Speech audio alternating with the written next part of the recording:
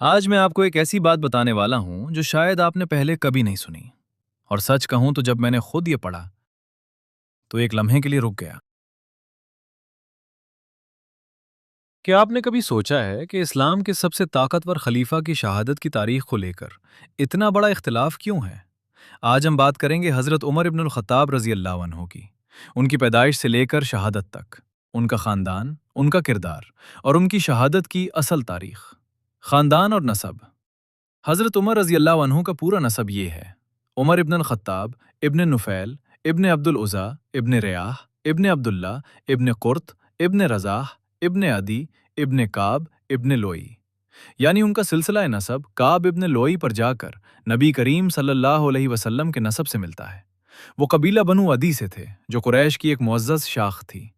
مکہ میں بنو عدی کا کام تھا سفارت کاری، یعنی جب قبیلوں کے درمیان کوئی جھگڑا ہوتا تو بنو عدی کا آدمی سفیر بن کر جاتا۔ یہ بہت بڑا اعزاز تھا۔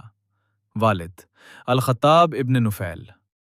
حضرت عمر رضی اللہ عنہ کے والد کا نام تھا الخطاب ابن نفیل۔ الخطاب ایک سخت مزاج اور غسیلے انسان تھے۔ وہ تاجر تھے اور مکہ میں ان کی اچھی حیثیت تھی، لیکن وہ اپنے بیٹے عمر کے ساتھ بہت سخت تھے۔ روایات میں آتا ہے کہ انہوں نے حضرت عمر رضی اللہ عنہ کو بچپن میں اونٹ چرانے پر لگایا، جو کہ اس زمانے میں چھوٹے درجے کا کام سمجھا جاتا تھا۔ یہی وجہ ہے کہ حضرت عمر رضی اللہ عنہ نے خود فرمایا، میں نے اپنے والد کی اونٹنیاں چرائی ہیں، یعنی انہوں نے بچپن میں محنت اور مشقت دیکھی۔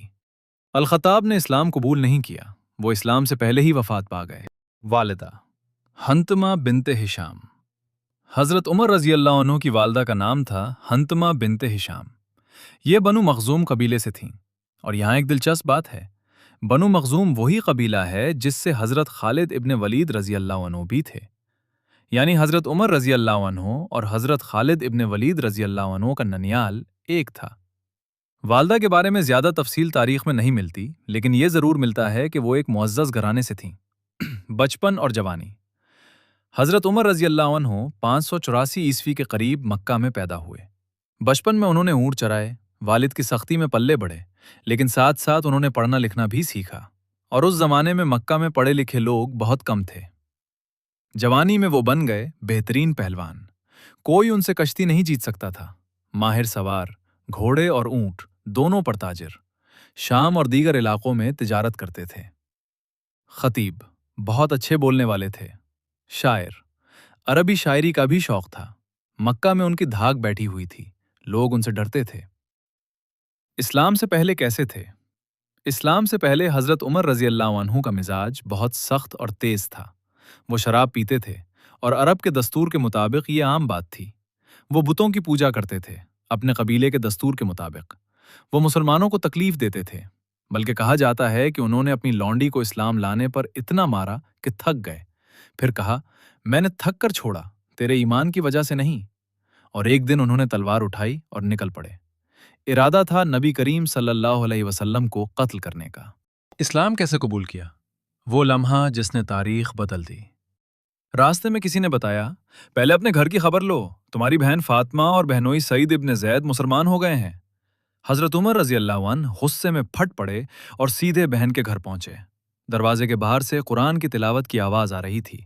وہ اندر گھسے، بہن کو مارا، بہنوئی کو مارا۔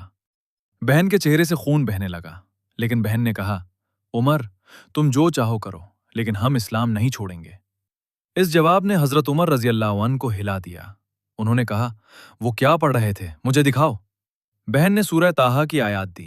جب حضرت عمر رضی اللہ عنہ نے پڑھا، طٰہٰ، ہم نے یہ قرآن تم پر اس لیے نہیں اتارا کہ تم مشقت میں پڑھو، ان کا دل کانپ گیا، آنکھوں میں آپ آنسو آ گئے، اور وہ سیدھے دار ارقم گئے، جہاں نبی کریم صلی اللہ علیہ وسلم اور صحابہ موجود تھے۔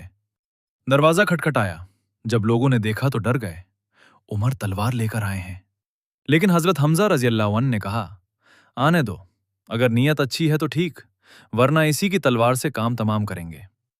حضرت عمر رضی اللہ عنہ اندر گئے، نبی کریم صلی اللہ علیہ وسلم کے سامنے بیٹھے اور کہا، یا رسول اللہ صلی اللہ علیہ وسلم، میں اسلام قبول کرنے آیا ہوں۔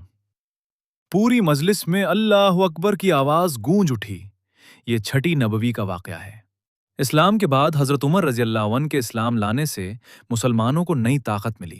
اب تک مسلمان چھپ کر نماز پڑھتے تھے، حضرت عمر رضی اللہ عنہ نے کہا، ہم کیوں چھپیں؟ اور وہ کھلے عام مسجد حرام میں نماز پڑھنے گئے، کوئی روک نہ سکا۔ نبی کریم صلی اللہ علیہ وسلم نے انہیں الفاروق کا لقب دیا، یعنی حق اور باطل میں فرق کرنے والے۔ خلافت کا دور 634 عیسوی میں حضرت ابوبکر رضی اللہ عنہ کی وفات کے بعد خلیفہ بنے۔ 10 سال خلیفہ رہے اور اس دوران ایران، عراق، شام، مصر، فلسطین فتح ہوئے، بیت المقدس کی چابیاں خود جا کر لی، ہجری کیلنڈر شروع کیا، عدالتیں قائم کیں، رات کو خود گشت کرتے تھے، غریبوں کا حال جاننے کے لیے ایک بار خود آٹے کی بوری اٹھا کر بیوہ کے گھر پہنچائی۔ شہادت، اصل تاریخ۔ اب وہ سوال جو بہت لوگ پوچھتے ہیں، کیا حضرت عمر رضی اللہ عنہ کی شہادت محرم میں ہوئی؟ جواب ہے نہیں۔ امام طبری اپنی کتاب تاریخ الطبری میں لکھتے ہیں، حملہ 26 ذوالحجہ 23 ہجری کو ہوا، شہادت یکم محرم 24 ہجری کو ہوئی، یعنی حملہ ذوالحجہ میں ہوا، وفات محرم کی پہلی تاریخ کو ہوئی، اور یہ اتفاق تھا، کوئی منصوبہ نہیں۔ ابن کثیر نے البدایہ والنہایہ میں بھی یہی لکھا ہے۔ صحیح بخاری میں شہادت کا واقعہ موجود ہے، لیکن مہینے کی وضاحت نہیں، البتہ تاریخی کتب سب متفق ہیں۔ شہادت کا واقعہ، ابو لولو فیروز ایک مجوسی غلام نے فجر کی نماز کے دوران زہر آلود خنجر سے حملہ کیا، 6 وار کیے، حضرت عمر رضی اللہ عنہ خون میں ڈوب گئے، حملہ آور نے خود کو بھی خنجر مار لیا۔ حضرت عمر رضی اللہ عنہ کئی دن زندہ رہے، اس دوران 6 رکنی شورا بنائی اگلا خلیفہ چننے کے لیے، اور پھر دنیا سے رخصت ہو گئے۔ مسجد نبوی میں نبی صلی اللہ علیہ وسلم اور حضرت ابوبکر رضی اللہ عنہ کے پہلو میں دفن ہوئے۔ شہادت کے وقت عمر تقریباً 61 سال تھی۔ آخری بات نبی کریم صلی اللہ علیہ وسلم نے فرمایا، اگر میرے بعد کوئی نبی ہوتا تو وہ عمر ہوتے، اور جب کوئی کہے کہ ان کی شہادت محرم میں ہوئی تو تاریخ الطبری کھولیں، البدایہ والنہایہ کھولیں، جواب سامنے ہوگا۔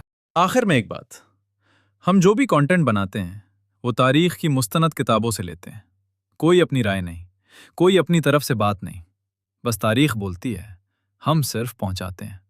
اور اگر آپ چاہتے ہیں کہ کسی خاص موضوع پر ویڈیو بنائیں تو کامنٹ میں اپنا ٹاپک لکھ دیں، ہم اسے بھی تاریخ کی روشنی میں آپ تک پہنچائیں گے۔ آپ کی باری ہے دوستو، ہم چاہتے ہیں کہ یہ چینل صرف ہمارا نہیں، آپ کا بھی ہو۔